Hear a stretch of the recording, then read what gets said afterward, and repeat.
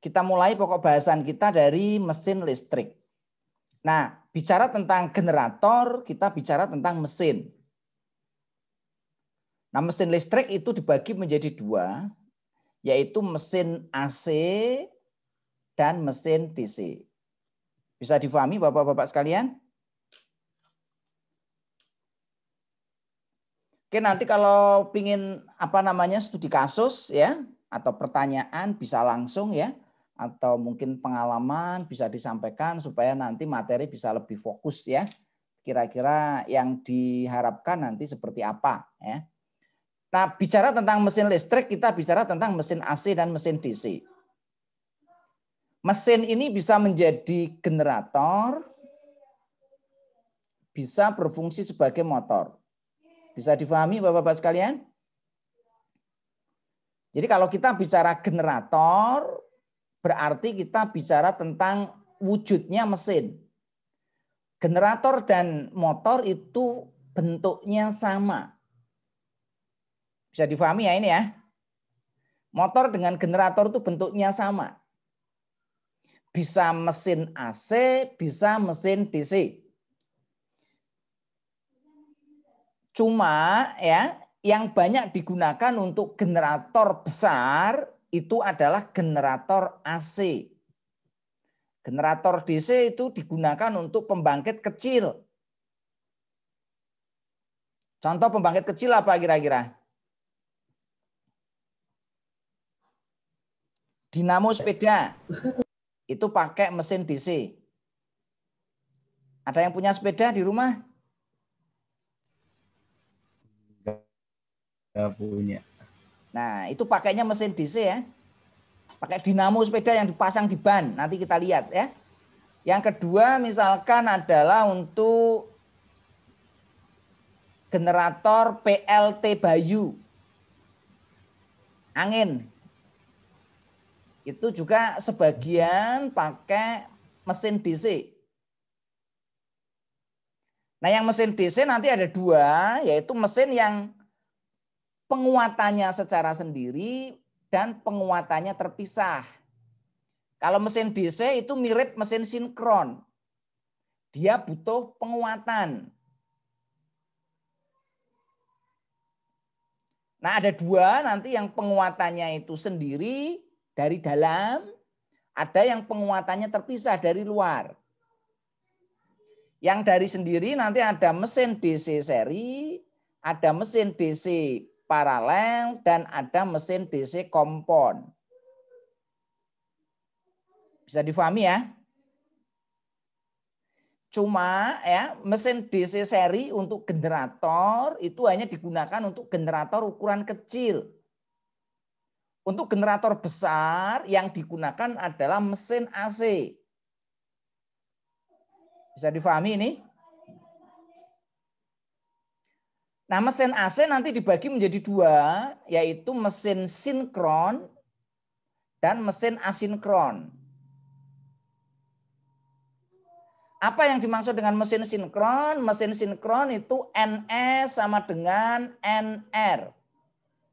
Apa itu NS? NS itu adalah medan putar di stator. Kok stator kok bisa punya medan putar? Bukan kecepatan putar, tapi medan putar. Sedangkan NR itu adalah kecepatan putaran rotor. Sehingga kalau kita bicara mesin sinkron, kecepatannya selalu kelipatan dari tergantung frekuensinya. N sama dengan 120 kalikan F dibagi P. Paham enggak ini semuanya? Ya, paham, Pak.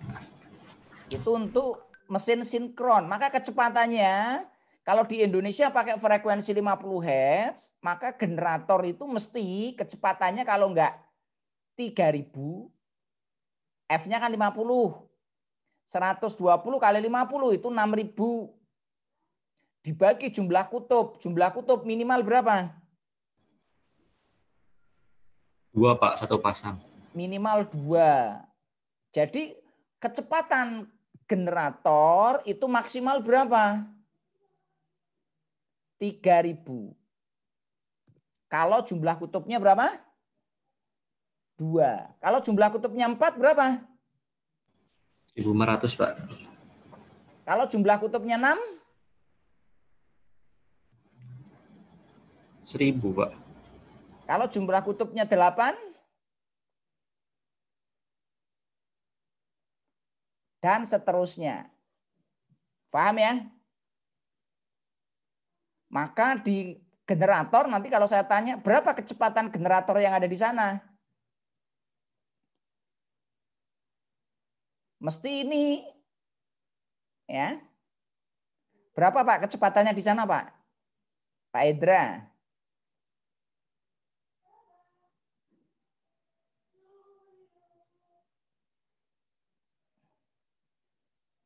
Kecepatannya berapa Pak Indra?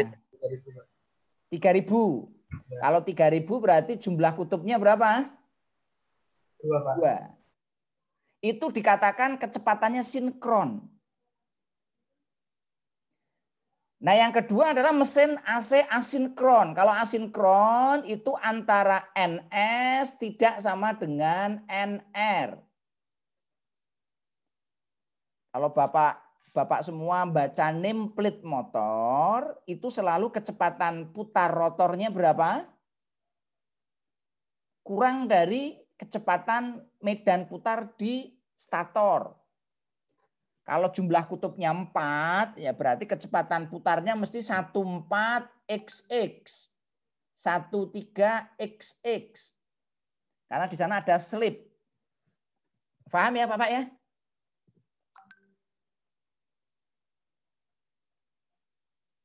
Bisa difahami ini? Bisa, Pak. Nah, motor induksi termasuk motor asinkron.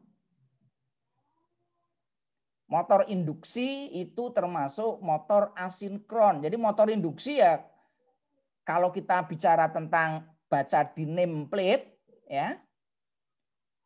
Salah satu informasi yang harus kita pahami ya nameplate. Di nameplate mesti kecepatannya mesti kurang dari kecepatan sinkronnya. Di situ tertulis misalkan 1475. 1395 itu berarti ya kecepatan putarnya itu adalah menggunakan mesin asinkron. Nah, di pembangkit itu menggunakan mesin sinkron yang digunakan. Tadi sudah saya jelaskan ya, mesin sinkron ya, prinsip kerjanya dia membutuhkan apa? Eksitasi.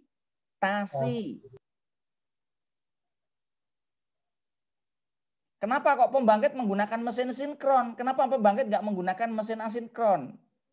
Ada yang bisa jawab nggak kira-kira? Untuk mendapatkan frekuensi 50 Hz-nya, Pak. Untuk mendapatkan frekuensi 50 Hz. Jadi memang untuk mendapatkan frekuensi yang lebih stabil, lebih mudah kita menggunakan mesin apa? Sinkron. Karena rumusnya jelas, N sama dengan 120 F per P. Sehingga nanti tinggal porosnya diputar pakai turbin ya dengan kecepatan tertentu sehingga nanti bisa dihasilkan rumus F sama dengan berapa? Tinggal dirubah. F sama dengan berapa rumusnya? N kali P dibagi 102. Bisa difahami Pak ya? Sehingga nanti untuk mendapatkan frekuensi 50 Hz ya kita tinggal mengatur apa? Yang diatur adalah putarannya. Putarannya ngaturnya pakai apa? Putarannya ngaturnya pakai governor. Governor ngaturnya pakai apa? Governor ngaturnya pakai buka tutup bahan bakar. Bahan bakarnya apa di sana? Steam. Ya, tinggal nanti kontrol valve-nya untuk steam nanti tinggal diatur. Frekuensinya mengikuti dari frekuensi beban. Nah, di sana tinggal atur aja frekuensinya berapa sehingga nanti kita bisa sinkron dengan sistem. Karena frekuensi dan tegangan itu menjadi salah satu faktor yang sangat penting dalam sistem interkoneksi. Begitu frekuensi kita nggak bisa sama dengan frekuensi jaringan, maka kita nggak bisa sinkron. Sampai di sini bisa difahami Pak ya, jenis-jenis mesin listriknya ya. Mesin AC, mesin DC. Senang gunakan mana Pak? Mesin sinkron atau mesin asinkron ini?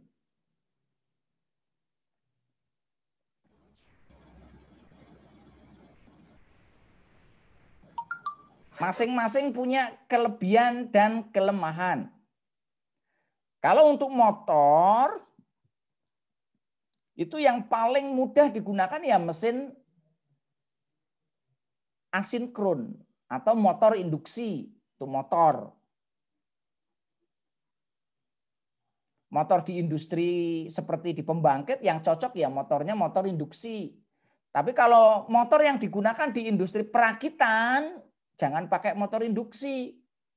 Lama. Kalau di industri perakitan misalkan kayak otomotif, elektronik, pakai mesin induksi ya lambat responnya. Pakainya apa?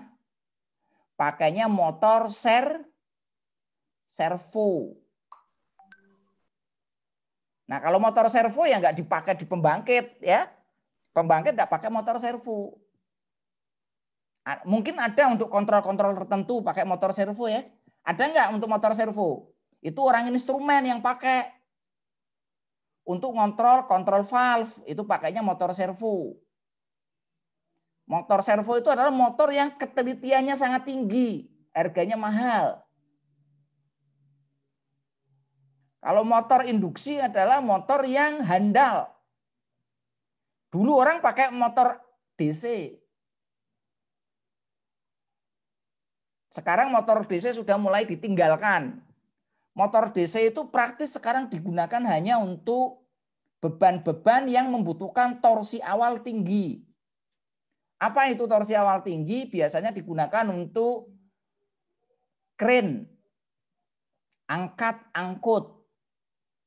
Kalau di sana ada alat angkat-angkut ya mesti mau tidak mau pakai motor induksi, pakai motor DC, bukan motor induksi. Hoist crane ya.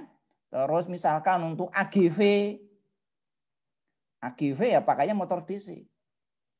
Contohnya misalkan untuk forklift, pakainya motor DC. Boleh tanya Pak? Ya silakan Pak, silakan. Langsung aja kalau mau tanya langsung. Untuk motor-motor dengan beban berat itu pakai DC itu kenapa Pak alasannya Pak? Ya, kenapa kok motor beban berat pakai motor DC ya? Pernah punya sepeda motor enggak? Iya ada Pak. Sepeda motor tuh seneng yang 4 tak atau seneng yang 2 tak? Kalau yang kenceng 2 tak Pak. Nah 2 tak itu gimana? Angkatannya kan kenceng loh. Sekarang lagi heboh itu kan sekarang harga motor RX King ya. Ada yang hobi motor RX King ini Pak Sahrizal tertawa ini senyum. Ya? Dia baru beli Pak motor RX King Pak. Nah, sekarang harganya mahal Pak RX King. RX King itu adalah motor 2 tak. Nah, motor 2 tak itu karakternya mirip motor DC. Motor DC itu torsi awalnya tinggi. Jadi pada saat kecepatan rendah, dia itu tenaganya gede. Jadi kalau digunakan untuk balapan, jaraknya pendek-pendek ya mesti menang. Kalau motor 4 tak ya, itu dia kecepatannya akan tinggi pada saat dia sudah mencapai ya gigi 4. Bisa difahami, Pak? Kalau kita starting gigi 4, jaraknya cuma 100 meter ya kalah. Demikian juga kalau motor kita beban-beban berat, angkat-angkut ya kan? Kalau pakai motor induksi, nah kita nunggu dulu kecepatannya mencapai kecepatan optimal kan? Karena grafiknya dapat saya tuliskan seperti ini nih. Ini grafiknya kayak gini, saya tuliskan aja, gambarkan ya. Ada tempat kosong nggak ada ini ya. Sini ini tempat kosong. Grafiknya begini Pak. Ini itu kecepatan, ini torsi. Grafiknya gimana?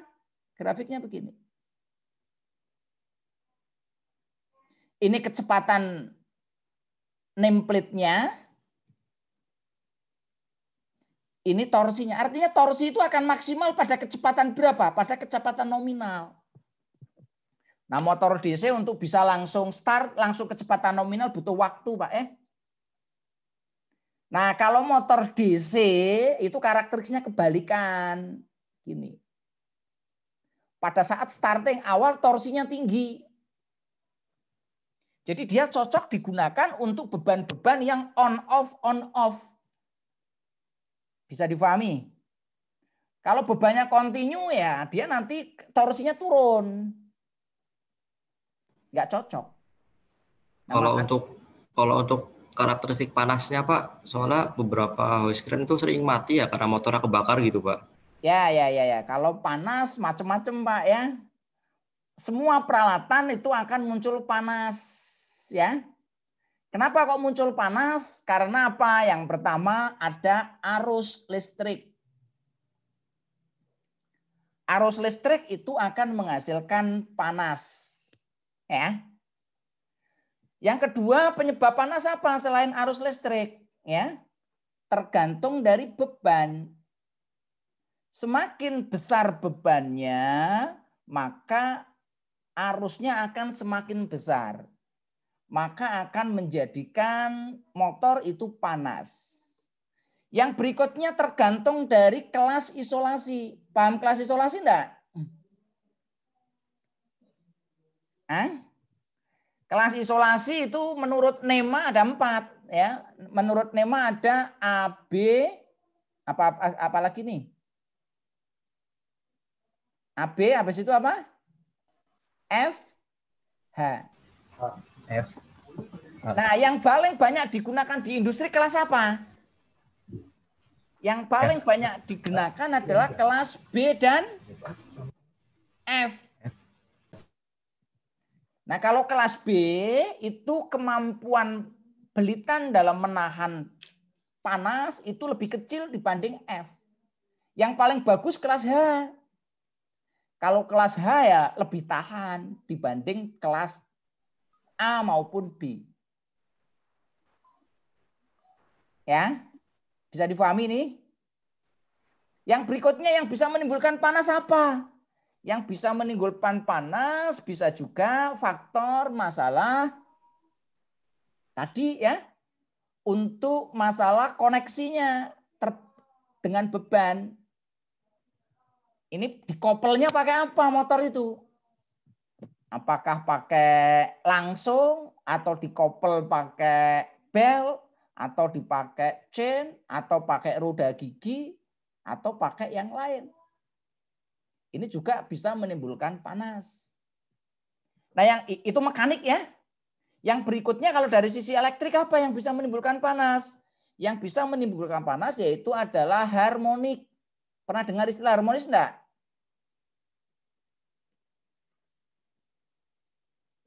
Pernah dengar masalah harmonis? Harmonisa ini merupakan penyebab panas yang tidak diketahui. Kenapa nggak diketahui? Karena tidak bisa diukur pakai alat ukur konvensional. Harmonisa nggak bisa diukur pakai alat ukur konvensional. Pakai tang ampere yang nggak bisa ngukur harmonisa. Harmonisa harus diukur pakai alat ukur namanya power quality. Ada yang pernah ngukur ini Pak? Harmonisa Pak? Belum pernah. Pak Sahrizal yang senior? Belum juga.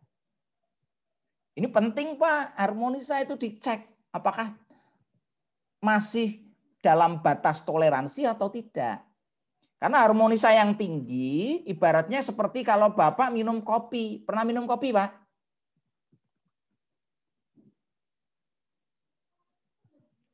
Kalau kita minum kopi itu ada apanya tuh Pak? Ya? Kalau buat kopi itu muncul apa di bawahnya, Pak? Endapan, Pak. Ampas. Ampas atau endapan. Jadi ini mirip sama. Jadi yang namanya harmonisa itu apa? Harmonisa itu adalah arus listrik dan tegangan listrik frekuensi tinggi yang masuk pada frekuensi rendah. Penyebabnya apa harmonisa itu? Penyebabnya adalah apa, Pak? VS. Di sana pakai VSD nggak, Pak? Jarang, Pak. Di sini pakai VSD, Pak. VSD jarang, yang benar. Kalau di motor-motor besar. VSD masuk jarang. Pak Sahrizal. Di sini ada penggunaan PSD tapi bukan ranah kita gitu, Pak. PSD itu penggunaannya pemeliharaan juga, cuman bukan pemeliharaan kita gitu. Ya, itu ya. PSD itu dipakai buat di apa namanya? Cool feeder sama area mill itu apa lagi? Ya. Jadi VSD itu untuk apa atau VSD ya? VSD itu untuk mengatur kecepatan dan torsi. Seringkali kita membutuhkan kecepatannya konstan. Tapi bebannya berubah-ubah. Kalau dulu kita pakainya kontrol konvensional, pakai damper. Kita butuh pressure sekian. Motornya besar. Supaya pressernya kecil gimana? Kasih damper. Paham Pak ini Pak? Kita butuh flow-nya sekian. Motornya terlalu kenceng. Kasih damper. Sehingga flow-nya berkurang. Dikontrol pakai itu. Bisa difahami Pak ya?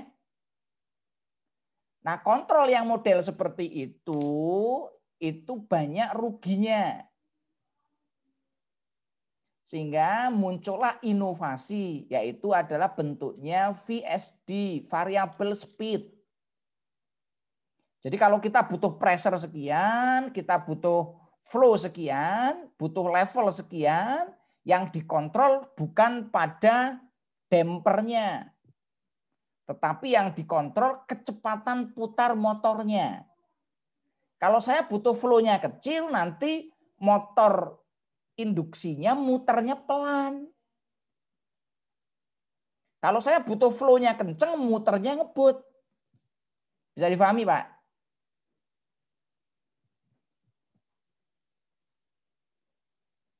Walaupun yang menggunakan itu bukan di situ, ini berpengaruh terhadap apa? Harmonisa.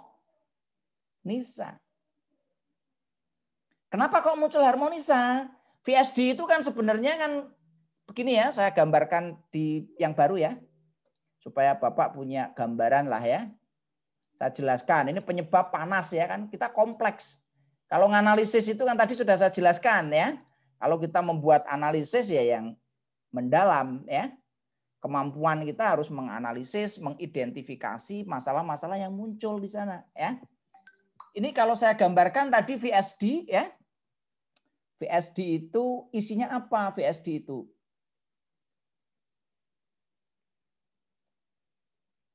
Ini blok diagramnya Pak ya.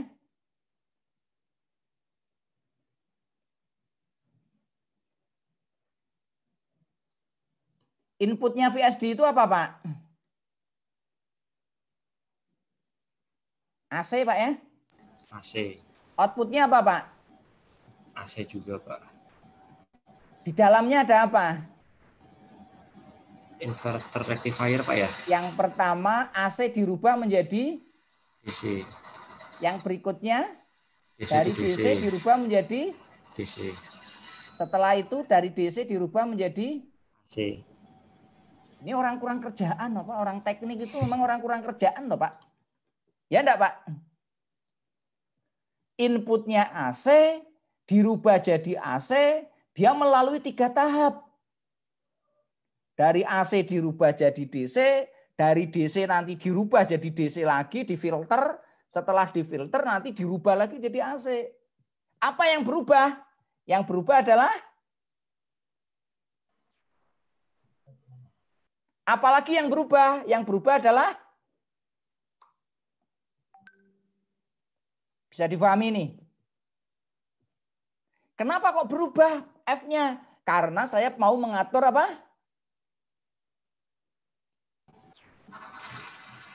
Mau mengatur apa, Pak? Kecepatan. Kecepatan. Kenapa kok V-nya mau dirubah? Karena saya mau tergantung nanti dari konfigurasi yang nanti kita gunakan. Ini mau dikasih tegangannya berapa? 90%, 100%, 110%, atau berapa? Karena nanti saya ingin merubah karakteristik dari motor. Bisa difahami nggak Pak ini Pak? Maka dari itu kita harus bisa membaca nameplate motor. Nah ini kemampuan teknisi salah satu yang tadi sudah saya jelaskan, harus bisa membaca nameplate motor. Nameplate motor kelihatannya sederhana, tapi bacanya sulit. Kalau nameplate tegangannya saya turunkan 90%, apa yang terjadi? Nah itu harus dibaca. Kalau motor tegangannya saya naikkan 110%, apa yang terjadi? Termasuk nanti kita juga harus paham jenis motornya Pak ya. Motor induksi itu jenisnya ada berapa Pak? Ada 2 Pak ya. Yang pertama untuk continuous running, sama untuk intermittent. Jangan nanti beli motor untuk continuous, belinya yang untuk intermittent. Ya cepet panas Pak. Kebalikannya nanti ya kan. Motor yang untuk apa namanya? Untuk intermittent belinya yang continuous. Sayang. Karena harganya beda. Nanti saya masukkan ke materi tentang motor nih kalau mau nih ya. Banyak itu tentang itu. Ini kaitannya dengan masalah itu ya. Bisa difahami ya. Penyebabnya banyak. Nah, penyebab yang lain apa? Ketidakseimbangan tegangan. Kalau tegangannya tidak seimbang ya, maka ya motornya panas.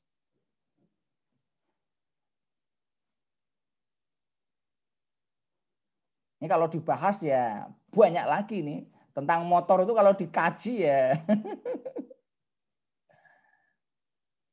Nah, nanti dianalisis satu persatu. Apakah ini kondisinya gimana? Oh, ini enggak, berarti bukan penyebab. Ganti lagi dicek yang lain. Pakai trial and error. Begitu kira-kira ya. Ada yang lain mau ditanyakan silakan. Motor DC kok cepet panas? Kalau motor DC itu ada 2 Pak ya. Ada yang pakai bras, ada yang tidak pakai bras. Dulu pengalaman Bapak yang pakai bras atau yang tidak? Kalau untuk pembongkaran saya belum pernah Pak untuk membongkar motor DC. Nah, cirinya di sana ada sikatnya enggak? Ada cincinnya atau tidak? Kalau di sana ada cincinnya, setengah lingkaran yang dijadikan satu itu, ya. Ada yang nggak pakai beras ya Pak ya? Ya, ada 2 Pak.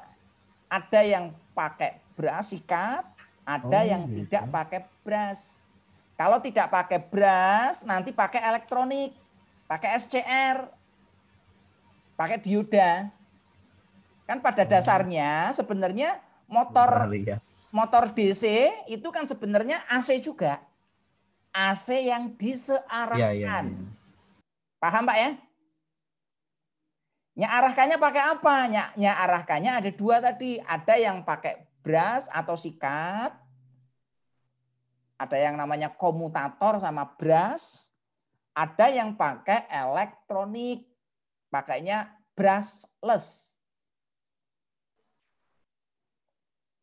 Ya. Pak, silakan jadi Pak. Penasaran Pak. Ya silakan Kan, ya. Kalau untuk motor DC itu kan untuk starting point-nya dia butuh komutator itu Pak ya. Butuh komutator. Cincin belah itu. Tergantung dari jenisnya Pak. Kalau yang jenis bras ya pakai. Nah maksud saya kalau untuk jenis bras kan pakai cincin belah. Sedangkan untuk yang brushless itu fungsi dari komutatornya itu diganti oleh apa gitu Pak? Tadi Pak pakai ini. Pernah lihat ini Pak? Dioda, Pak. Ini dioda. Iya, iya, iya. Ini SCR. Paham, Pak? Ini Iya, yang Pak. ini brushless. Kalau pakai ini namanya brushless. Brushless itu tanpa sikat.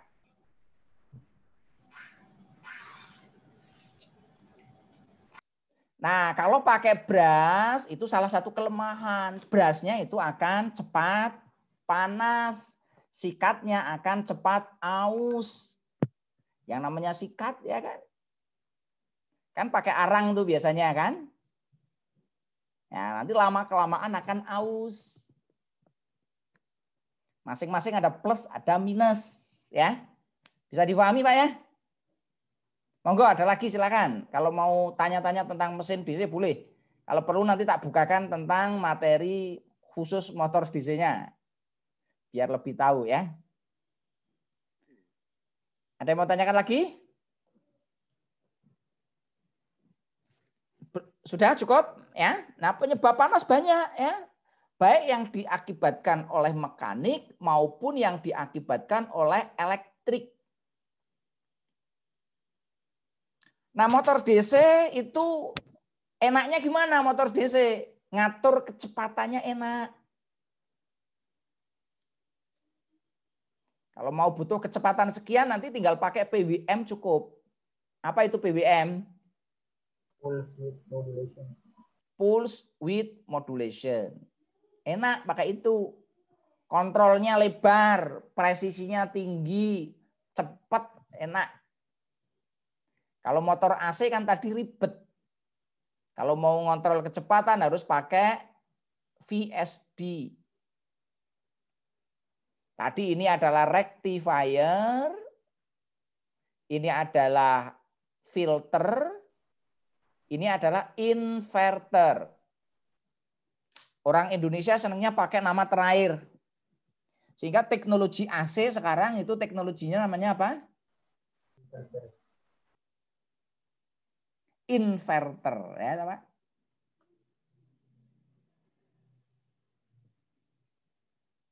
Nah tadi harmonik itu penyebabnya apa? Salah satunya adalah penyebabnya ini. Kenapa kok ini muncul? Karena di sini ada perubahan.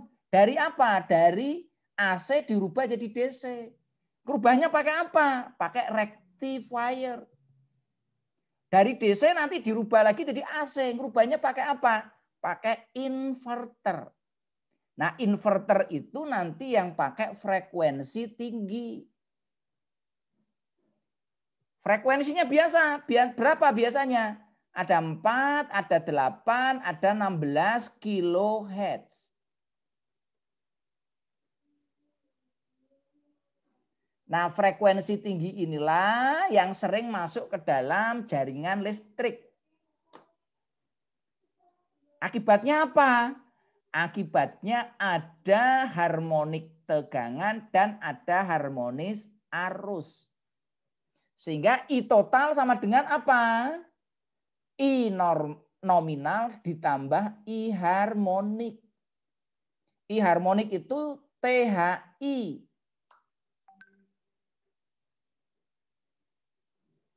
Bisa difahami, Pak? Nah, kalau harmoniknya besar, itu nanti akan menambah panas karena arus. Jadi motor cepat panas. Kalau motor cepat panas, isolasinya nanti yang kena.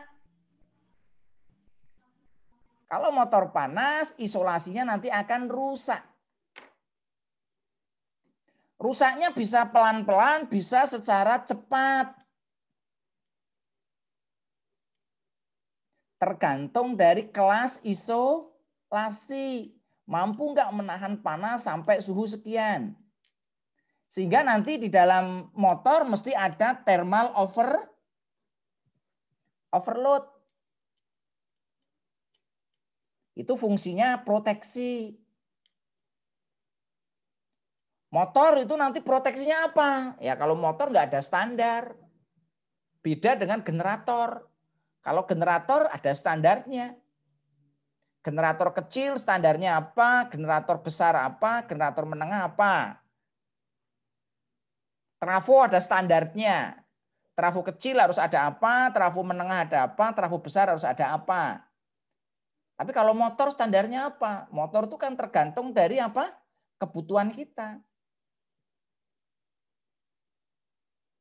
Perlu nggak diproteksi ini ya? Kalau kita perlu ya proteksi, kalau enggak usah. Boleh-boleh saja ya. Bisa difahami ya Pak ya? Monggo ada yang lain, silakan. Ini malah senang saya diskusi aja ya. Nggak usah terpacu pada materi saya. Nanti kita banyak diskusi kasus-kasus saja. Kira-kira punya masalah apa di sana ya. Syukur-syukur nanti ada Pak Sahrizal ini juga yang sudah senior bisa bantu juga nanti. Monggo ada yang mau didiskusikan lagi?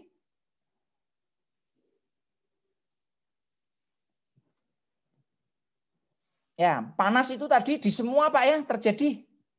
Trafo juga panas, motor panas, generator panas. Setiap sistem yang dialiri arus listrik itu secara alami akan muncul panas. Nah, masalahnya adalah panasnya wajar atau tidak. Nah, ini nih tugas maintenance nanti. Mencari sumber panas. Sumber panasnya dari mana? Apakah dari eksternal atau dari internal? Apakah karena mechanical atau karena electrical? Motor panas itu kalau kotor aja mesti panas kok Pak. Ya Pak ya. Motor kotor itu mesti panas karena apa? Dia ada gesekan. Sehingga mesti maintenance-nya harus diperhatikan ya. Salah satu maintenance ya kebersihan. Kalau motor di situ nggak bersih ya, atau motor terlalu banyak grease, terlalu banyak oli, itu juga panas. Itu mekanik yang menyebabkan masalah elektrik. Kadang-kadang kalau ngasih oli, ngasih grease itu kan berlebihan ya. Sehingga tidak malah justru bagus. Itu akan menimbulkan masalah. Atau kalau menggunakan grease, NGI-nya nggak sesuai. Ngerti NGI enggak?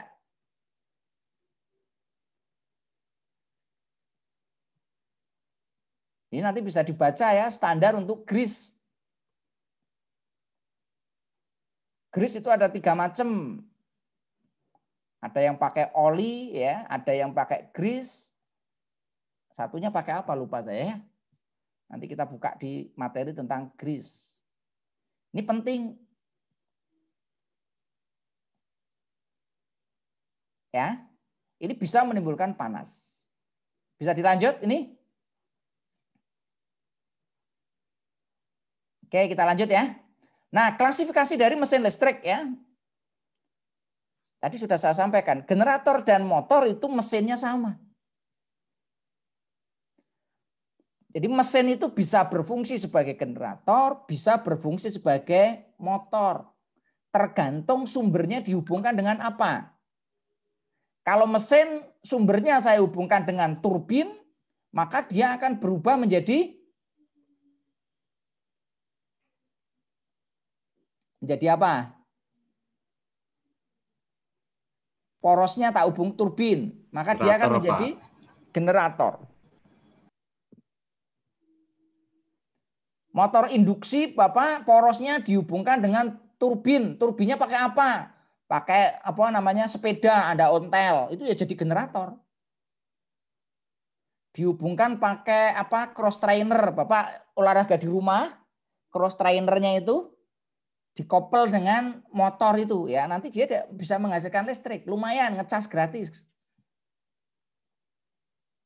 Ada yang mau modifikasi itu di rumah? Olahraga sambil menghasilkan listrik.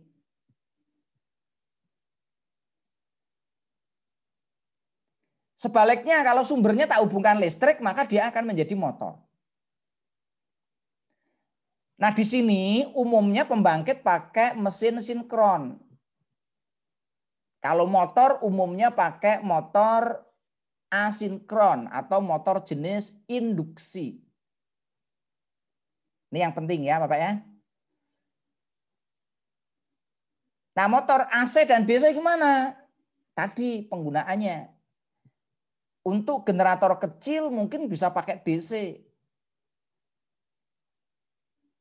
Seperti tadi ya, sepeda. PLT Bayu, kincir angin ya. Kincir angin itu yang kecil-kecil rumahan itu kalau Bapak beli di internet itu harganya sekitar 1 jutaan tuh. Itu pakainya generator DC.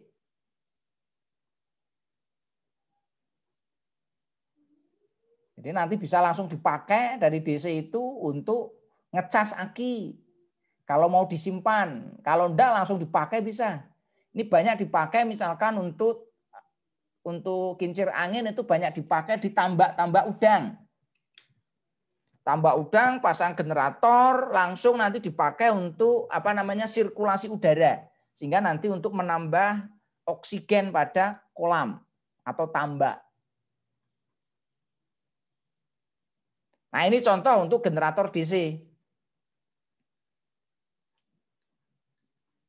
Ini generator DC yang ada di sepeda. Kalau kecil pakai AC ya, nggak efisien. Kecil lebih enak pakai DC. Nah ini kalau lihat dalamnya itu ada kumparan, ada terminal keluarannya, ada magnetnya, ada logamnya, ada besinya, ada porosnya. Nah begitu nanti di sini dia kepala dinamonya ini diputer dengan ban, dia nanti akan menghasilkan arus listrik. Sehingga nanti bisa digunakan untuk menyalakan lampu. Ini ingat zaman berapa? Ini tahun berapa ya?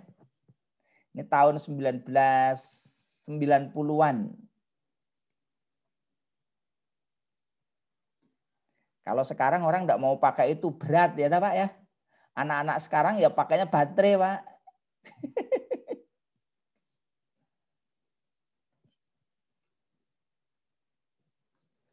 Nah sekarang kita bahas yang generator sinkron. Ya, jadi pada umumnya pembangkit yang besar itu pakai generator sinkron. Dasarnya pakai apa? Pakai hukum Faraday. Faraday itu salah satu tokoh pada revolusi industri 2.0. Revolusi industri 1.0 itu James Watt, penemu mesin uap. Abad 19 muncul Faraday dan kawan-kawan. Ada Gauss, ada Faraday, ada Lorentz. Nah, hukumnya berbunyi gimana menurut Faraday? Apabila suatu kumparan atau belitan terletak di antara garis gaya magnet, kemudian di antara salah satunya digerakkan, maka di dalam kumparan akan timbul tegangan induksi. Bisa dipahami Pak ini Pak?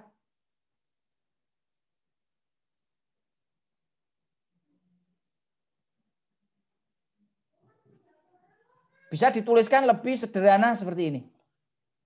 Intinya adalah jika ada medan magnet yang terletak di antara kumparan, kemudian medan magnetnya itu digerakkan,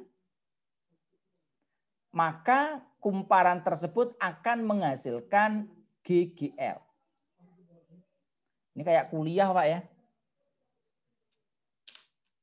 Nah, karena kita bicara tentang prinsip kerja.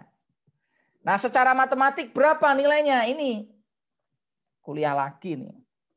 Ya, tapi kita bicara prinsip kerja yang memang seperti ini ya. Tegangan GGL induksinya berapa? C kali N kali flux. C itu konstanta mesin, N itu jumlah putarannya, flux itu adalah perpindahan medan magnet dan medan listrik yang dihasilkan.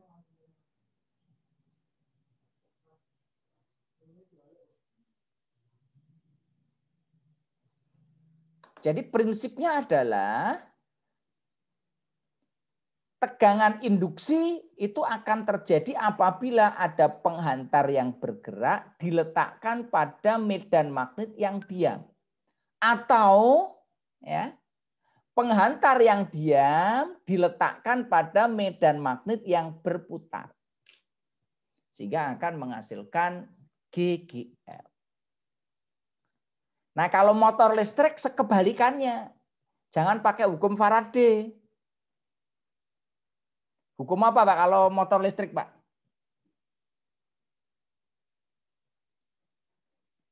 Udah lupa ini ya. Kalau di industri kan enggak usah pakai teori-teori, yang penting kerja, Pak ya. Pakai apa, Pak? Pakai hukum Lorentz ya. Hukum Lorentz itu kan gini tuh, Pak ya. Apa ini? FBI ya. Masih ingat FBI? Ya, itu kira-kira ya. Jadi cara menghasilkan energi listrik pada generator itu ada dua. Flux diam, yang kedua kumparannya bergerak, ini dinamakan generator kutub luar. Yang kedua fluxnya yang bergerak, kumparannya yang diam. Ini disebut generator kutub dalam.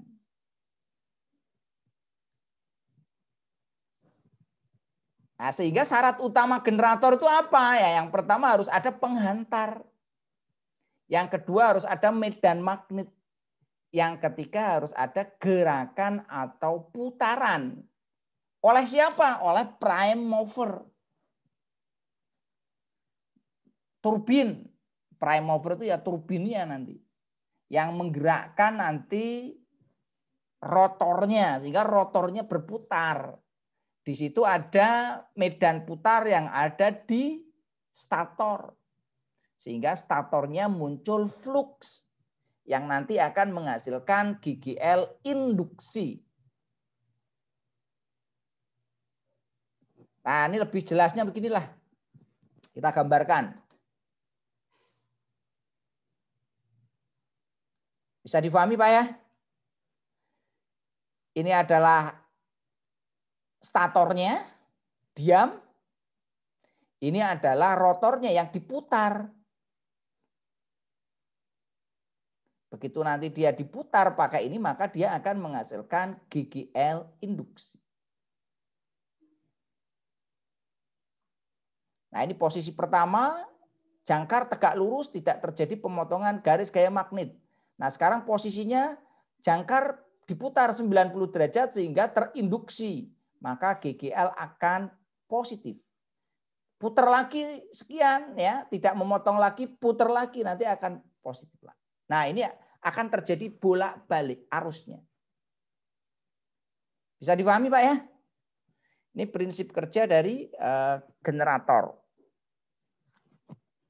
Nah, tadi berkaitan dengan ini ya, kecepatan putar ya,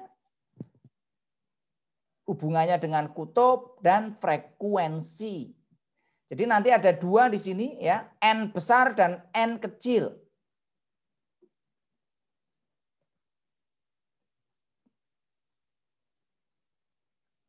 P di sini adalah pasang kutub ya. Jadi nanti ada kutub dan ada pasang kutub. Nanti ada perbedaan. Kalau kita pakai di sini adalah jumlah kutub rumusnya 120. Tapi kalau pasang kutub itu pakainya 60. Ini untuk proses ininya ya. Oke, bisa difahami Bapak sekalian? Sekarang kita bahas tentang konstruksi generator.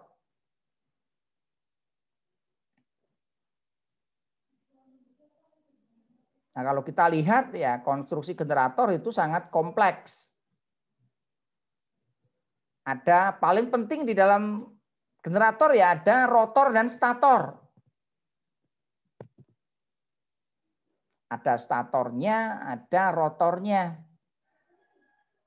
Tadi sudah saya sampaikan, karena di sini dia itu menggunakan mesin sinkron, maka kalau dia menggunakan mesin sinkron, maka ada eksitasi.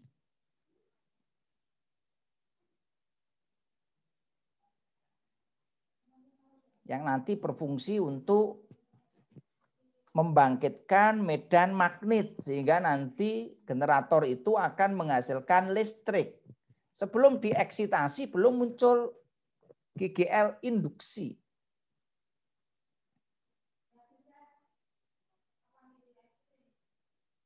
Nah, ini untuk konstruksi generator ya. Tampak lebih sederhana di mana nanti di sini ada exciternya dan juga ada generatornya. Sehingga nanti di sini generator ya bisa menghasilkan listrik ya sesuai dengan nameplate-nya. Silakan Pak, monggo silakan. Ini kan saya lagi nyari-nyari generator DC ya. Ya, generator DC betul Pak. Penasaran tuh generator DC. Di Suralaya itu sama dengan kayak generator DC. Di salah satu blog ini Pak ya. Di salah satu blog pada umumnya generator DC dibuat menggunakan PMG, rotor 4 kutub, AVR, proteksi. Ya samalah kayak generator-generator kita di sini. Apakah ya yang di Suralaya itu termasuk generator DC? Kalau untuk di Suralaya saya belum tahu ya Pak, tapi kalau untuk besar itu kebanyakan AC Pak. Iya. Nggak mungkin pakai DC lah. Kalau untuk ukuran ya gimana Pak? Ciri spesifik dari generator DC itu apa yang membandingkan dengan generator AC? Secara pribadi saya juga belum pernah melihat atau ya belum pernah membaca perihal tentang generator DC ini. Ya, sebenarnya kan mesinnya beda Pak ya. Tadi sudah saya jelaskan. Mesinnya itu ada mesin AC dan mesin DC. Jadi mesin AC dan mesin DC yang bedakan apa? Kalau mesin AC ya, itu tidak ada komutator dan tidak ada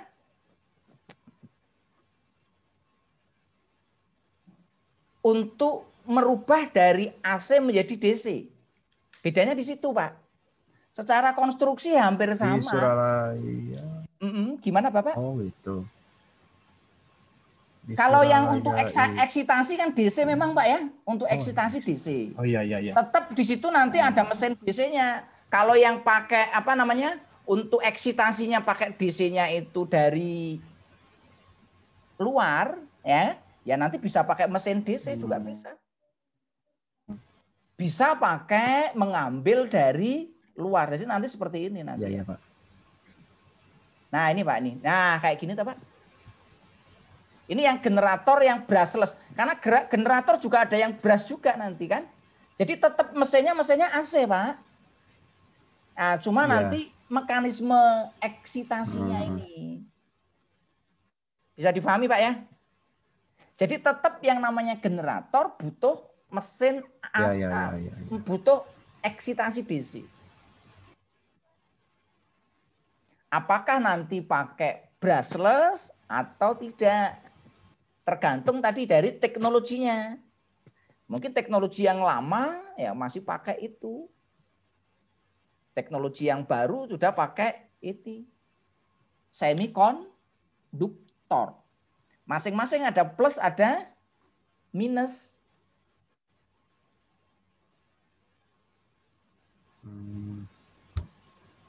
Bisa dipahami Pak ya? Oke, kita lanjut ya. Ya. Nah, ini kira-kira lah ya untuk ini. Ya, ini untuk exciternya Pak. Ya. Jadi nanti untuk exciternya itu ya untuk membangkitkan medan magnet. Sudah saya jelaskan di awal yang namanya mesin sinkron itu walaupun kalau motor sudah ditancapkan listrik sebelum dia dieksitasi belum muter. Kalau generator sudah diputer pakai apa namanya? Prime mover turbin, kalau belum dieksitasi belum akan menghasilkan listrik. Sehingga nanti perlu diproteksi pakai relay berapa itu loss of excitation itu? Relay berapa Pak? Saya enggak hafal itu. Saya lihatkan dulu di materi yang ketiga itu ya. Relay loss of excitation. Bapak silakan buka di materi yang apa namanya? Ya yang di sini juga, materinya di sini. Lupa saya.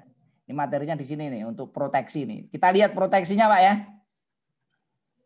Proteksi generatornya ada di sini nih. Saya nggak hafal Pak. Ini karena ada ini Pak, proteksi sistem tenaga listrik itu kan ada 96 nih kode ANSI-nya. Saya nggak hafal relay ini berapa. Nah ini relay nomor berapa Pak? Loss of excitation. Kalau over excitation ada di 97G. Loss of excitation. Aduh, malah ke sana. Relay berapa, Pak?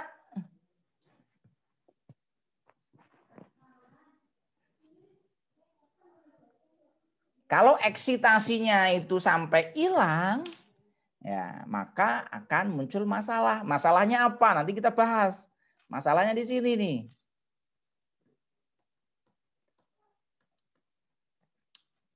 Proteksi loss of excitation. Penyebabnya apa? Hilangnya eksitasi. Akibatnya apa? Ya, ini daya reaktif balik dari sistem masuk ke generator. Atau generator malah justru menyerap apa, Pak? VAR. Maka bahaya enggak? Ya bahaya. Maka di sini ujung pelitan bisa panas. Bisa terbakar. Maka di sini perlu diproteksi pakai konansikut 40. Bisa difahami Pak ya?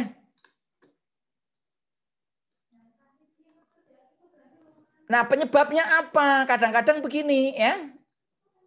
Kadang-kadang kita sedang berbeban, tiba-tiba kita kehilangan medan penguat. Maka apa? Ya, kopling magnet antara stator dan rotornya akan menjadi apa? Lemah.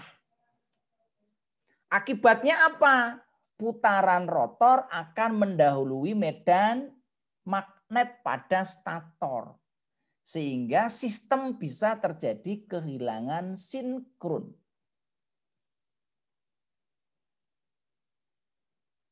Nah ini tadi, ini bisa menyebabkan terjadinya apa? Power reverse. Sehingga nanti loss of excitation nanti harus dikombinasi dengan power reverse. Paham Pak ya?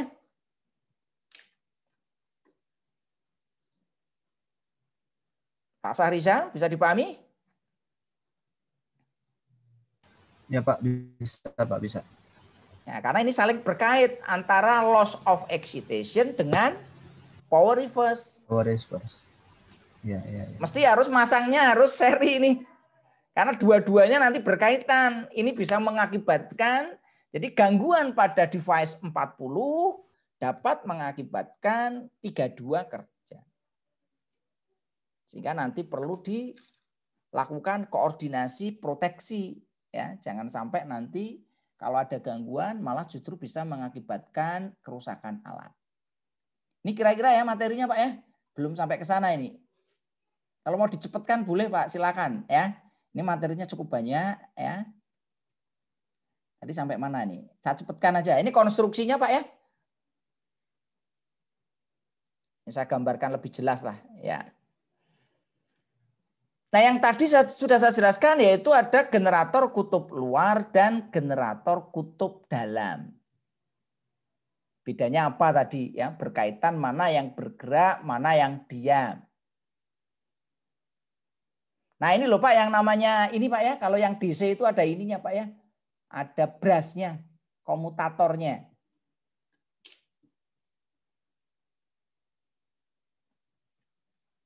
Ini yang kutub dalam. Jadi nanti kutub medan magnet ya di dalam ya yang berputar atau di rotor ya.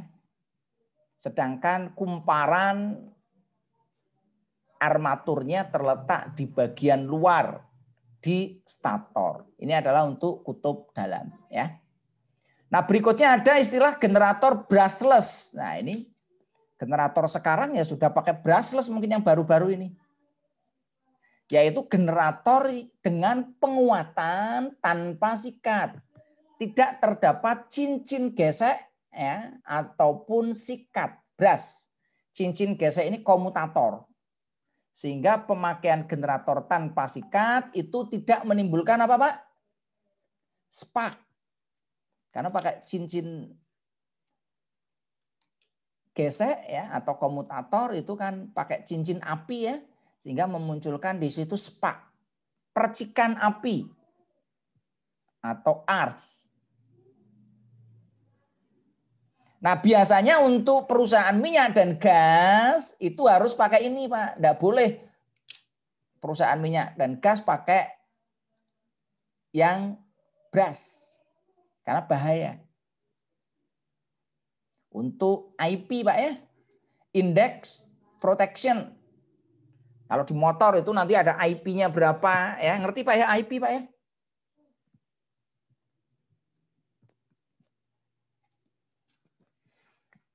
Ini terutama di industri yang punya potensi bahaya seperti oil and gas.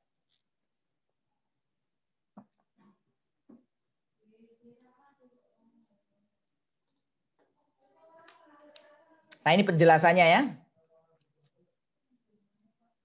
Jadi generator brushless ya merupakan gabungan dari dua buah generator yang terhubung dalam satu poros. Jadi ya setiap generator ya tetap ada untuk eksitasi DC. Bagian pertama itu generator kutub luar. Sedang yang generator kedua itu menggunakan kutub dalam, di mana kumparan jangkar terletak di bagian statornya.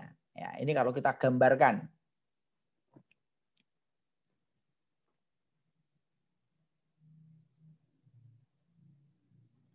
Jadi generatornya yang dimaksud generator itu bukan yang di sebelah sini Pak ya, tapi ini rangkaian. Nah ini selalu menghasilkan listrik AC. Jadi generatornya itu ya mesti generator AC. Karena yang dihasilkan kan AC. Kalau generator DC yang dihasilkan apa? Listrik DC. Kalau yang dihasilkan listrik DC nanti repot lagi Pak. Berarti nanti harus dirubah ke AC. Rubah DC jadi AC repot apa gampang, Pak? Repot. Maka ya generator yang paling gampang ya pakai generator AC. Generator DC hanya ada untuk ukuran kecil. Kalau ukuran besar tidak optimal ya. Walaupun kita sebenarnya bisa membuat generator yang cukup besar dengan menggunakan generator DC. Ya. Nah yang berikutnya adalah generator brushless dengan menggunakan PMG atau permanent magnet.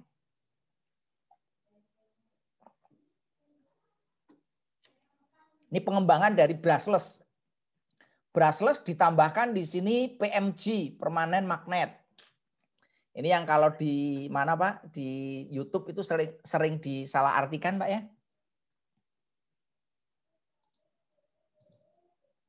Ini kalau di YouTube kan sering dipakai, katanya pakai permanent magnet bisa menghasilkan listrik yang unlimited sampai sistemnya rusak gitu Pak ya.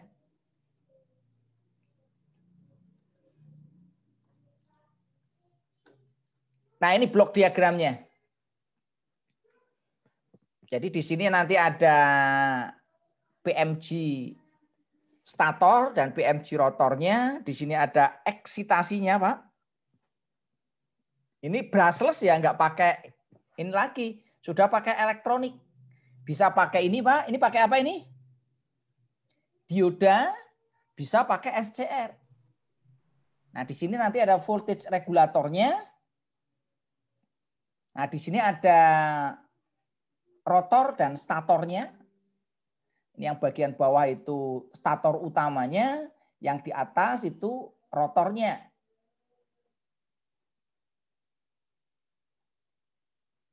Bisa difahami Pak ini Pak, untuk generator brushless dengan menggunakan permanent magnet generator. Jadi nanti ini untuk menghasilkan ininya Pak ya, eksitasinya tadi. Nah berikutnya kita bahas untuk pengaturan tegangan. Jadi tegangan merupakan salah satu parameter yang harus dikontrol agar generator itu dapat disinkronkan dengan grid atau jaringan.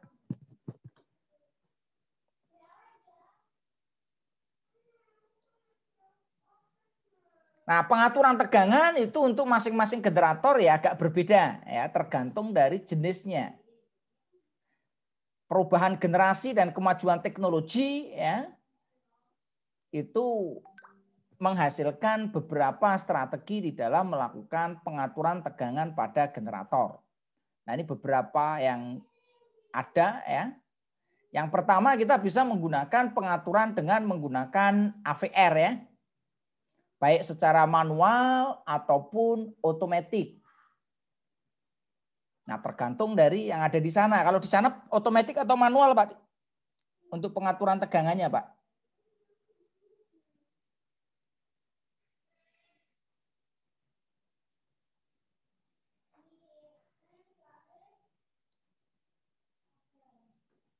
Nah, ini untuk pengaturannya ya, pengaturan tegangan secara manual. Ada beberapa hal yang perlu diperhatikan ya, berkaitan dengan pengaturan tegangan ya. Yang pertama ya, untuk saklar medanya itu harus dipastikan pada kondisi trip.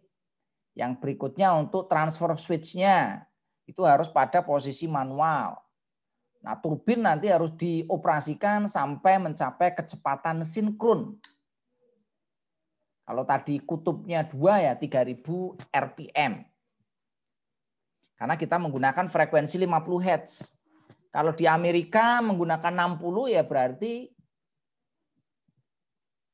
120 kali 6 ya sekitar 3600. Kalau untuk Amerika yang 60 Hz. Karena tergantung dari frekuensinya, Pak ya. Nah, ini untuk contoh wiring diagram brushless exciter generator dengan menggunakan satu AVR. Ini AVR. Sehingga nanti dia bisa menghasilkan ya tegangan yang nanti bisa kita kontrol. Berapa nanti tegangannya. Nah, pengaturannya nanti pakai AVR yang ada di sini. Nanti kita bahas dalamnya AVR itu apa toh? AVR itu ya isinya kontrol aja. Outputnya berapa? Ya. Tegangannya berapa? Frekuensinya berapa? Berapa yang bisa dihasilkan untuk itu?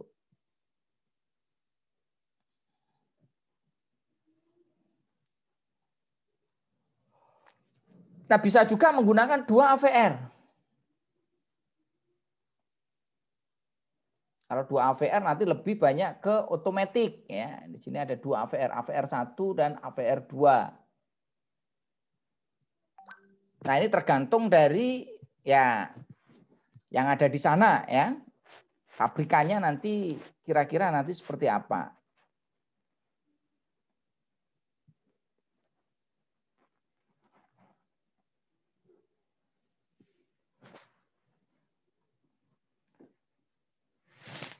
Yang berikutnya adalah tegangan keluaran dari generator. Nah, ini juga standar tegangan di semua plant di Indonesia beda-beda. Kalau generator kecil ya menghasilkan tegangan rendah, satu fase mengeluarkan 220. Kalau yang 3 fase 380, 480.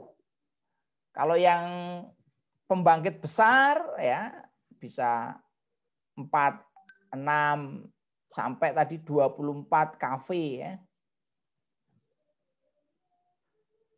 Nah, tegangan itu nanti klasifikasinya tadi sudah saya sampaikan. Ada tegangan rendah, TR, ada TM, ada TT, ada TET. TR tegangan rendah itu di bawah 1000 volt.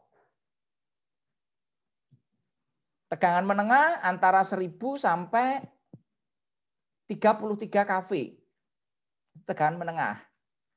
Tegangan tinggi 33 sampai 150 kV. Di atas 150 kV sudah masuk tegangan ekstra tinggi.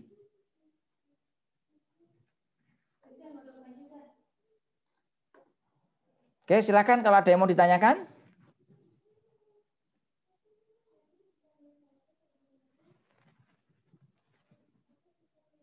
Nah, di dalam sistem tenaga listrik 3 fase itu ada 2 hubungan.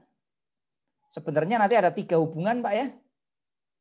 Kalau di trafo nanti ada 3 hubungan, kalau di generator ya ada 2, yaitu hubungan bintang dan hubungan segitiga. Kalau di trafo nanti ada bintang, ada segitiga, ada apa Pak? Terakhir? Zigzag.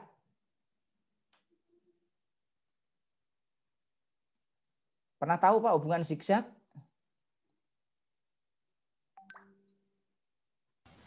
Seperti apa Pak hubungan zigzag? Hubungan zigzag itu nanti ada 6 belitan Pak ya. Jadi nanti biasanya digunakan untuk grounding itu Pak. Untuk grounding ya. Jadi nanti hubungannya ada zigzag ya. Sebenarnya modifikasi dari bintang ya. Nanti saya carikan untuk hubungan bintang, saya bukakan materinya aja biar lebih jelas. Biasanya digunakan di trafo, Pak, ya. Trafo, ya. Dan di trafo distribusi. Ya, paham, Pak. Sudah paham ya? Nah, itu untuk hubungan zigzag.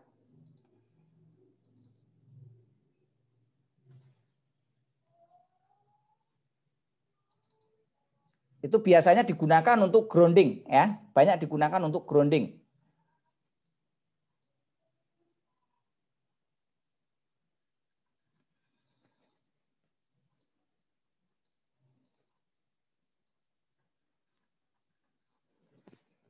Oke, sebentar saya bukakan filenya biar pas. Saya share dulu.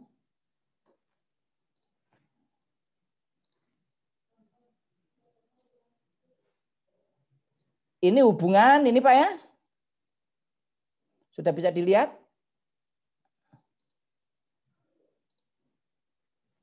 Ini hubungan bintang. Sebelah kanan ya. Hubungan segitiga. Delta. Ya, atau delta. Sedangkan hubungan zigzag seperti, nah ini hubungan zigzag Pak. Jadi di sini ada 6 Pak ya.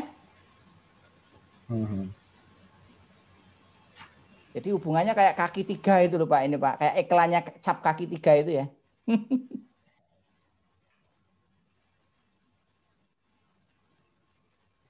Kalau yang ini kan ada, ini Pak ya. Ada 6 belitan. Kalau ini kan cuma ada 3 belitan Pak. Ini ada 3 belitan. Tapi kalau zigzag itu nanti ada 6 belitan. Nah 6 belitan itu nanti disusun menjadi zigzag. Bisa difahami Pak? Oke Pak, bisa. Ya, kita lanjut. Ini untuk trafo biasanya nanti. Tadi sampai di mana ini kita? Materi yang kedua. Ini sini.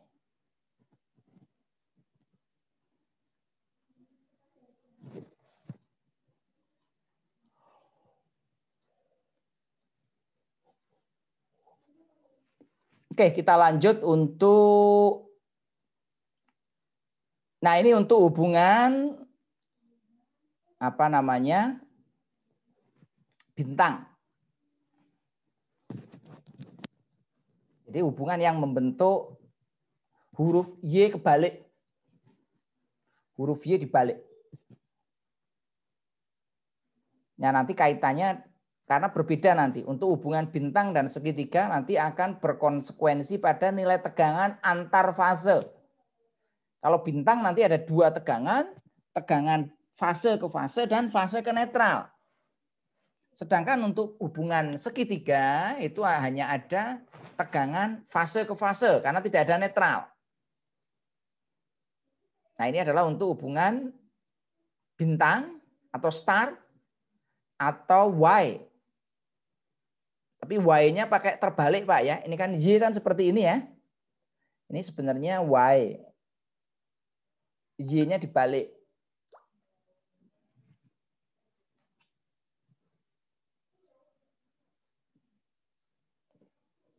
Nah, sehingga di sini nanti ada V line to line 1, V line to line 2, dan V line to line 3.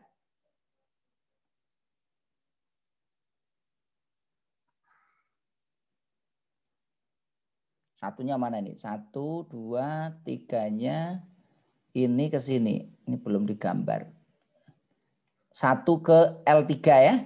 Yang kedua ada tegangan line to netral ada 3 juga. Nah, ini berkaitan dengan hubungan. Nah, sedangkan untuk hubungan segitiga,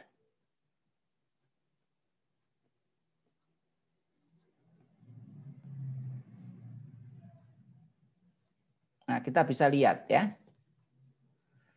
Nah, yang membuat terjadinya putaran itu apa? Yang menyebabkan terjadi putaran itu adalah medan putar di stator.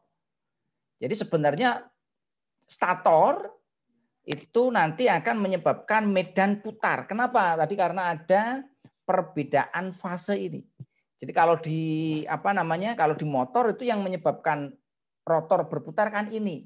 Kalau di generator kebalikan. Karena rotornya diputer, maka dia akan menghasilkan medan putar di stator. Nah, medan putar di stator inilah yang nanti menghasilkan listrik. Nah, listriknya adalah 3 fase. Masing-masing fase ABC berbeda fase sebesar 120 derajat.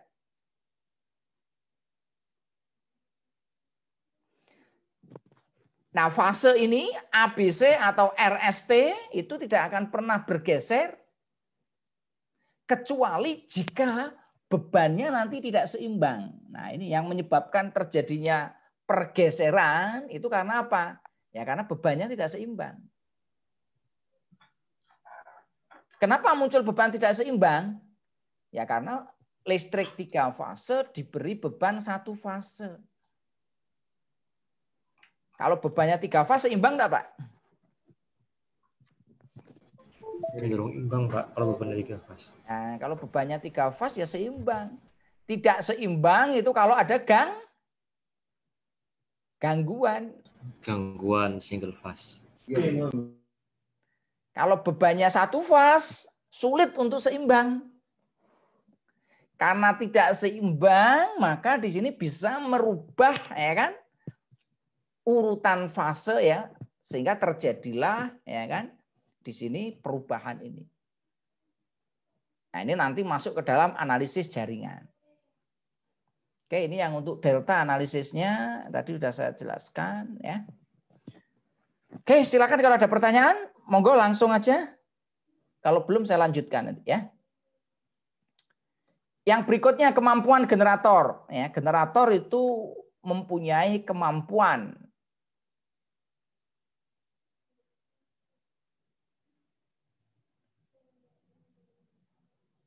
pada saat generator beroperasi ya dalam kondisi eksitasi lebih, maka akan menghasilkan medan magnet yang tinggi. Nah, sehingga di sini akan menyebabkan saturasi, sehingga nanti bisa menghasilkan flux bocor.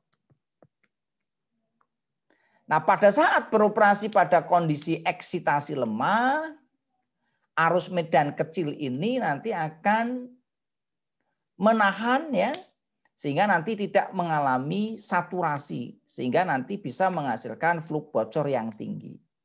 Nah, ini konsep dari bagaimana nanti generator itu perlu dibatasi oleh kemampuan yang dihasilkan. Nah, biasanya untuk kemampuan generator itu dibatasi dengan menggunakan kurva. Dikenal dengan nama kurva capability dari generator.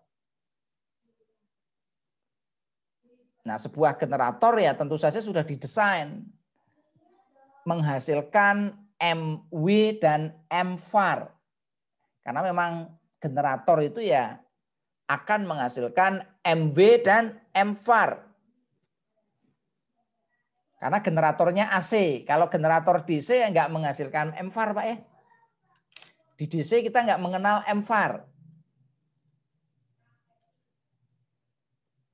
Jadi kalau generatornya DC ya yang dihasilkan buat saja.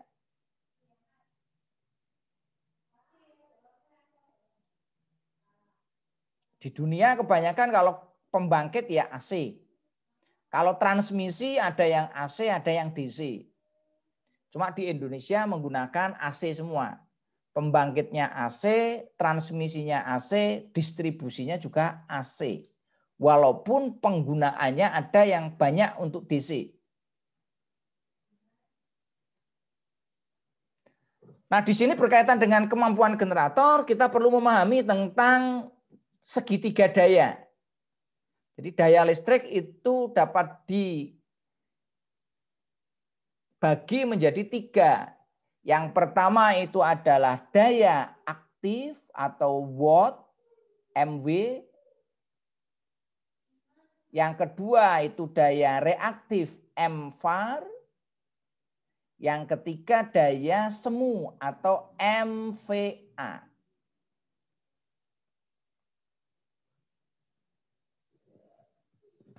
Sama nanti di motor sama Pak ya.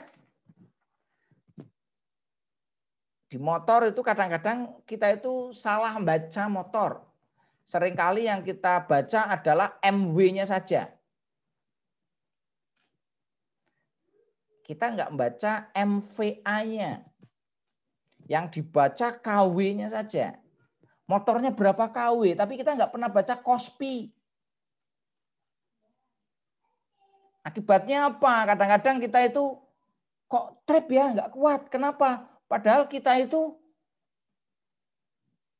trafonya sekian. Katanya membaca trafo juga salah. Kalau trafo bukan MW tapi MVA. KVA. Trafonya 1 MVA tapi dibacanya MW. Salah ya.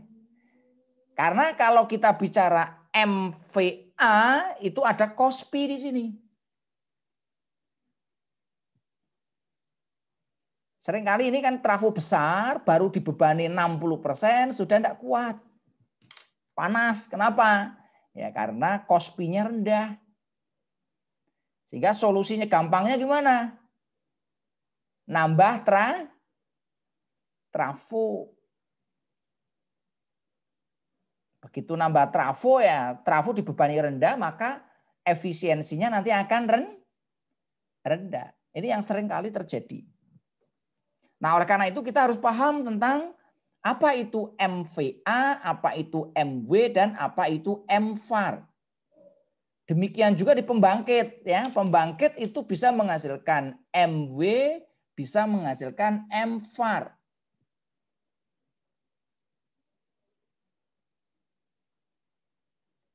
Pembangkit itu tidak boleh suka-suka menghasilkan MW sama MVAR. Ini harus nurut apa yang diperintahkan oleh P2B. Nah, apa yang diperintahkan oleh P2B itu bisa berubah-ubah. Sekarang kita MW-nya 300 sekian, 3 jam berikutnya bisa berubah. Naik ataupun turun. Baik di MW maupun di MVAR. Nah, di MW, di MVAR nanti kita ketemu KOSPI. Ini Pi, sehingga nanti kita ada KOSPI. Nah, oleh karena itu di sini batasan dari kemampuan generator dibatasi oleh kurva. Sehingga nanti gabungan dari MW dan MVAR tidak boleh melampaui garis kurva capability. Kalau melebihi ya nanti akan terjadi apa, Pak?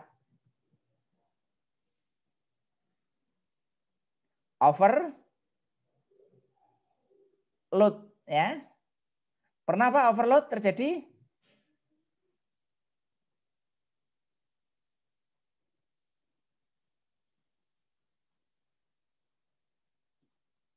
Nah, ini juga harus diperhatikan ya, kemampuan ini. Jadi nanti ada bagian operational yang mengkomunikasikan dengan P2B. Kalau P2B minta MVAR sekian, ya nanti disampaikan. Kurva capability sekian. Kalau MW-nya sekian, MVAR-nya maksimal sekian, tidak boleh lebih. Kalau nanti dipaksakan MVAR-nya lebih, maka akan terjadi vibrasi.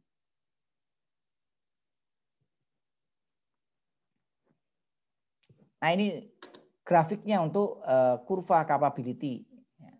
Jadi ada threshold-nya, ada limitnya. Ya, nanti kita lebih aman ya, mengoperasikan pembangkit pada nilai-nilai tertentu. Di sini ada lagging, ada leading. Lagging berarti itu dia lebih apa Pak? Induktif. Kalau leading lebih kapasitif.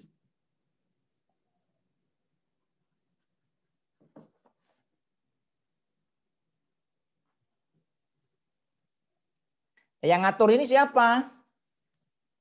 Yang ngatur nanti adalah AVR.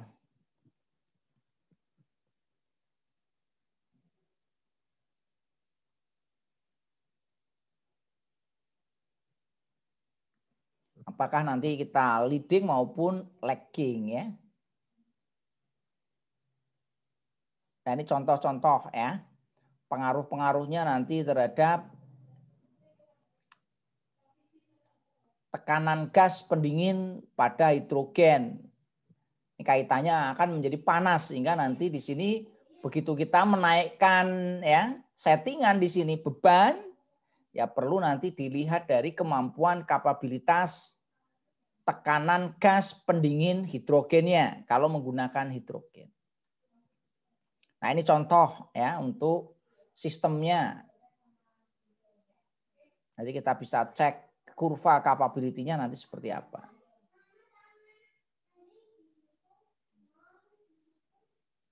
Nah, di sini nanti biasanya ada over excitation limiternya. Kalau nanti eksitasinya berlebih, itu nanti ada batasnya. Demikian juga nanti kalau eksitasinya terlalu rendah.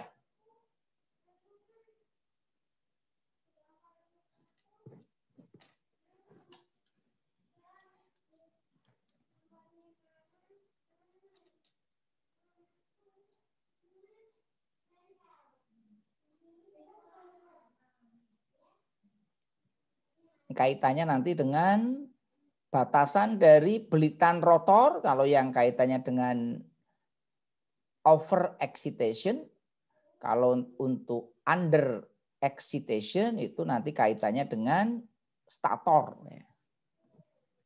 Ini contoh di Grati.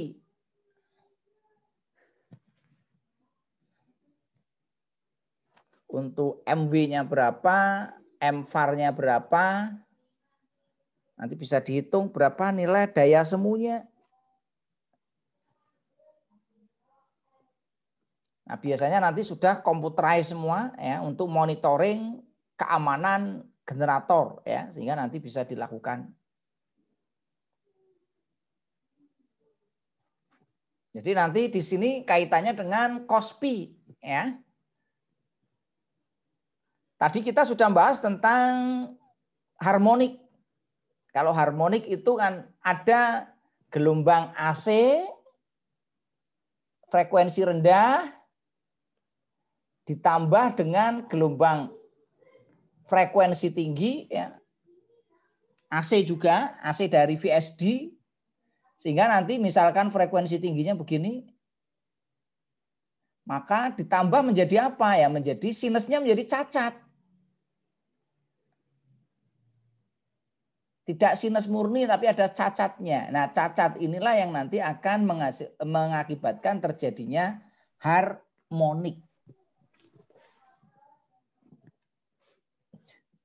Nah, kalau COSPI pengaruhnya apa? Pengaruhnya nanti adalah di tadi ya. Kemampuan generator untuk menghasilkan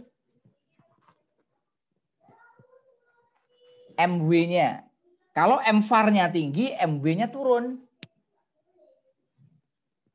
Kalau MW-nya tinggi, MVAR-nya tinggi, maka dia bisa menabrak dari kurva capability dari generator.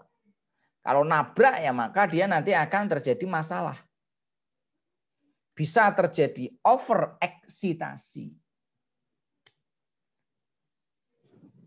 Nah, kalau terjadi overeksitasi maka yang kena adalah belitan rotornya.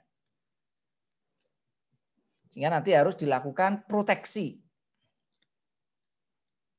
Sehingga nanti berapa ya untuk faktor dayanya.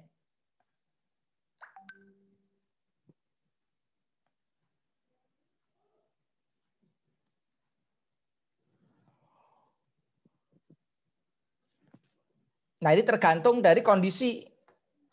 Karena yang namanya kebutuhan listrik itu nggak bisa kita kontrol.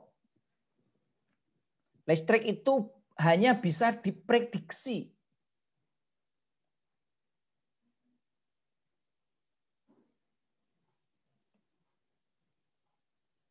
Pada saat itu juga nanti harus dilakukan aksi, ya.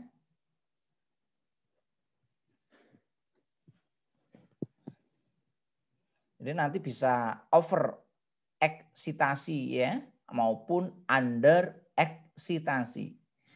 Dinamakan over kalau dia nanti lagging. Dinamakan under kalau dia leading. Oke? Ada yang mau ditanyakan silakan. Sebelum kita lanjutkan pada materi untuk proteksi generator. Silakan. Pak, boleh tanya sedikit ya, silakan, Pak. Skema pengoperasian generator, Pak? Ya, silakan. Saya pernah beberapa kali tanya ke operator. Untuk menaikkan nilai MVAR, kita kan menguatkan nilai eksitasi, Pak ya? Betul, ya.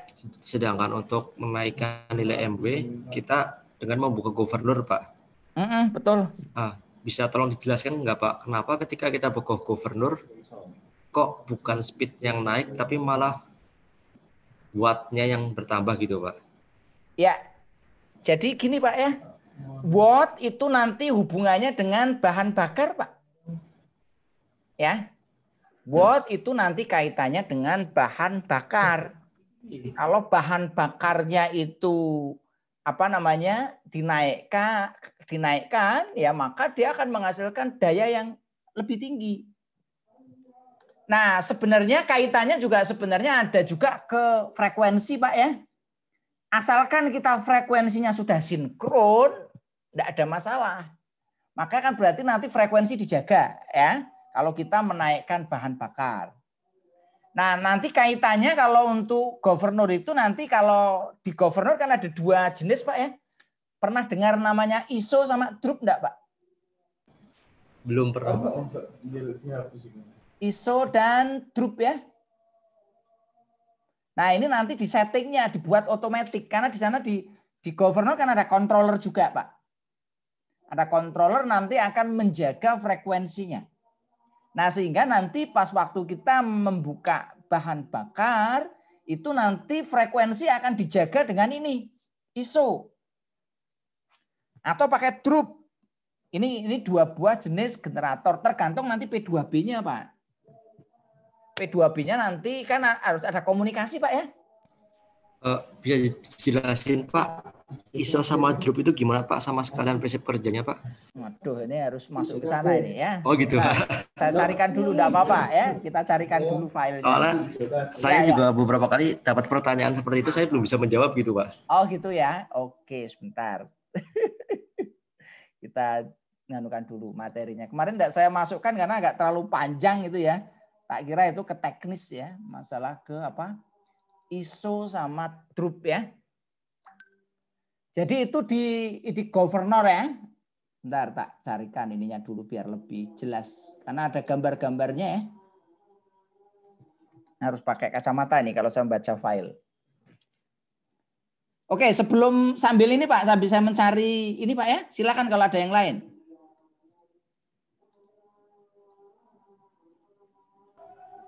Ya silakan untuk Bapak-bapak mungkin ada masalah-masalah. Pak Denny mungkin. Oke, sudah ketemu Pak. Ya, santai Pak ya.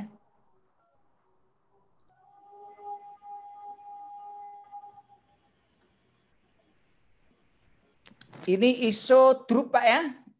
Sebenarnya namanya ISO sama isokronus, bukan ISO tok Pak ya. Isokronus sama drup ya. Saya jelaskan langsung aja di sini. Ya.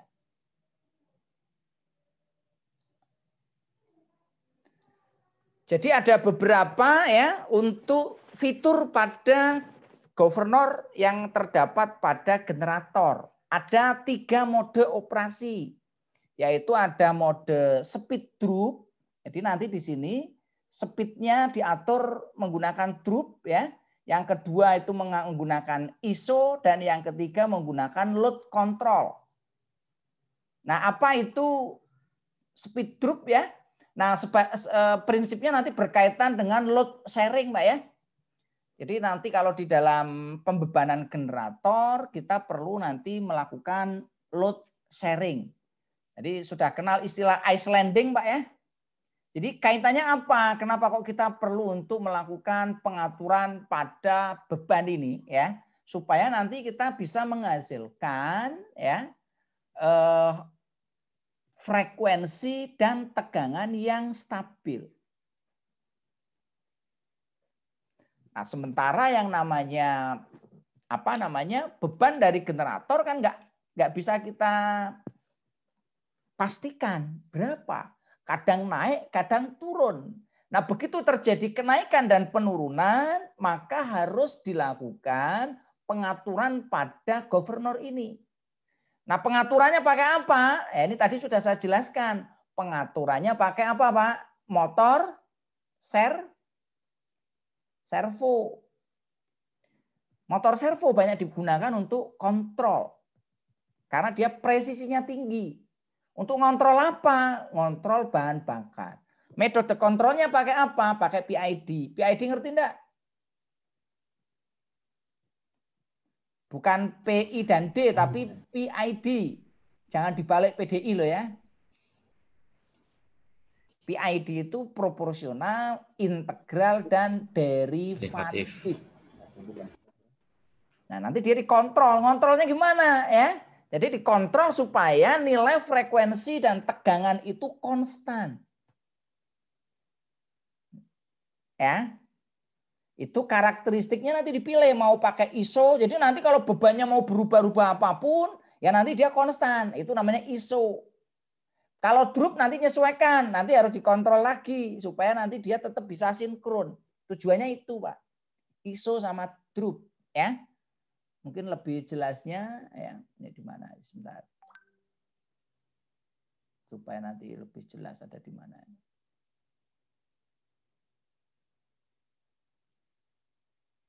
Karakteristik ISO-nya ya. Nah, ini.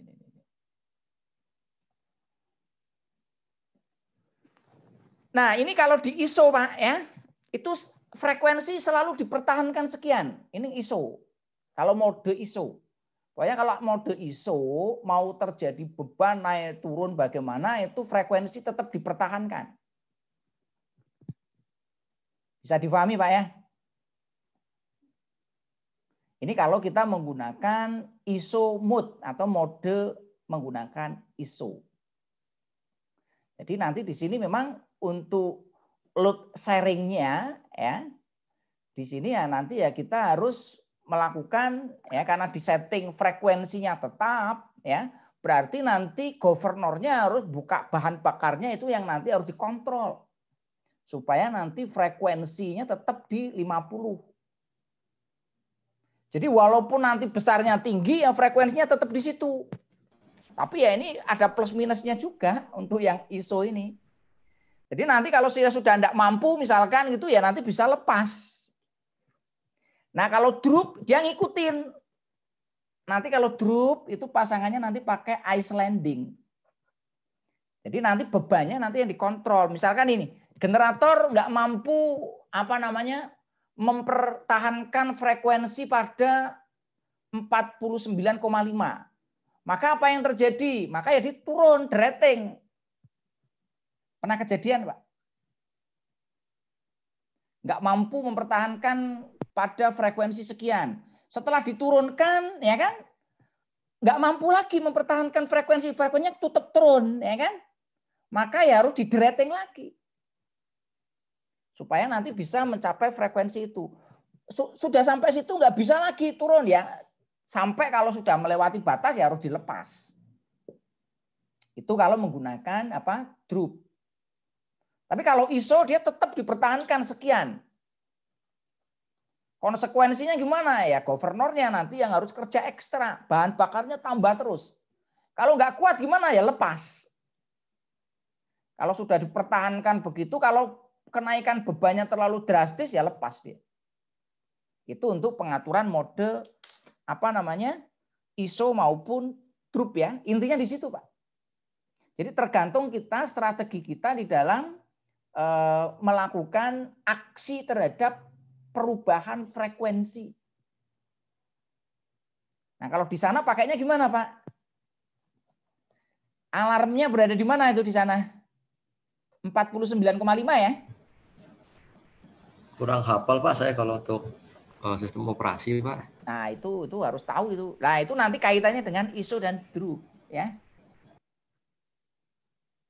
Nah, tinggal nanti di fiturnya ini ya mau disetting mode ISO atau drop. Ini nggak bisa sembarangan. Ini nanti harus dikoordinasi dengan siapa? P2B. Nah, P2B yang nanti itu karena kan semuanya nanti masalah yang ada di pembangkit itu nanti P2B harus ngerti. Termasuk kalau tadi frekuensi nggak bisa dipertahankan nilai sekian, itu harus lapor P2B. Paham ya Pak ya? Sehingga nanti P2B itu bisa memerintahkan untuk pembangkit yang punya cadangan cepat itu bisa menaikkan. Seperti PLTG.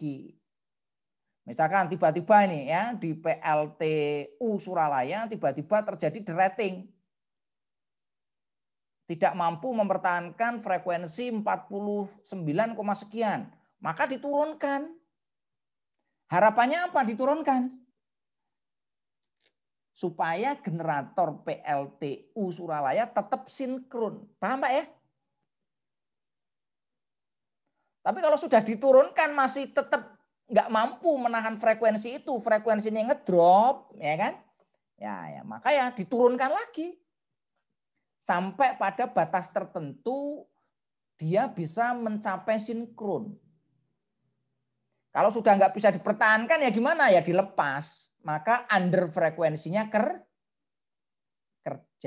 Nah, kerjanya under frekuensi itu tergantung pada mode dari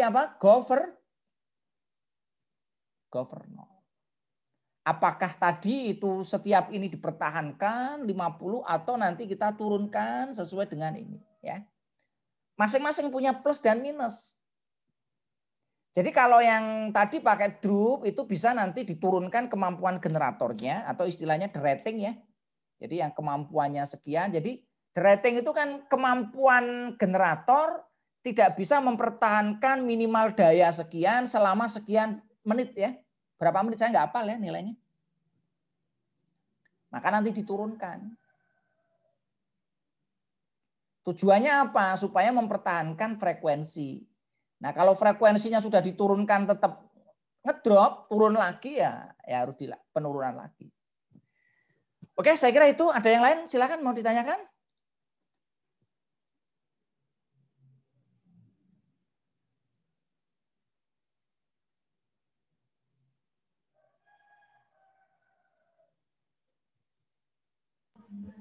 Silakan Bapak-Bapak, ada pertanyaan, mungkin pengalaman juga bisa. Sepertinya sudah nggak ada Pak Ali. Oke ya. Ini sampai jam berapa ini kita? Ini sudah jam 15. Ya. Oke, karena sudah jam 3, saya kembalikan ke Mbak Ani ya. Ini materi masih banyak, nanti kita lanjutkan besok ya. Nggak apa-apa, kita Oke, masih Pak Ali. punya hari besok ya. Oke. Insyaallah. Ya, terima kasih pada Pak Ali yang sudah memaparkan materi. Terima kasih juga untuk Bapak-Bapak peserta pelatihan online training kali ini. Semoga kita bisa mengambil banyak ilmu hari ini dari Pak Ali. Untuk pertemuan hari ini kita cukupkan sampai di sini ya Pak Bapak. Kita ketemu lagi.